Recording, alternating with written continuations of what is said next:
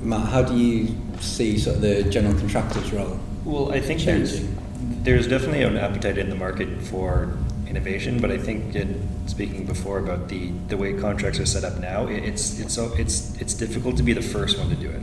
That as soon as the first project comes and it's proof of concept, then it seems like everyone wants to get on board, and then there's a lot of people I think want to be at the front end, but it's always scary to be the first one. So it's nice when you have and you were talking about it before, about how you have a client and a project team that's really on board and understands that, hey, we're doing this as a proof of concept for this project. And that's one of the goals for the project. And I think once you get those projects out of the way, then the industry is going to just jump on board and start going, because you don't necessarily want to be the first because it's scary, but you do want to be at the front to say that you're on the leading edge of things.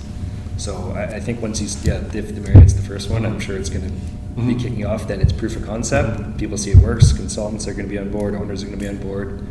But until then, there's the on the consultant and owner side, we find sometimes it's, well, has this been done before? Yeah. And then getting that. But once it's been done, then it almost blows itself wide open. Yeah. And then everyone wants to do it. Yeah, I mean, that's definitely a challenge. So, a year ago, we did our first small CRU, commercial retail unit, for Starbucks, unanimously. Before that, it had always been kind of internal test projects, right? I guess the previous iteration of the company had done some things in Saskatchewan, but as we were saying earlier, when you're in Vancouver, what we do in Saskatchewan doesn't matter 2 weeks, right? Different climate, different.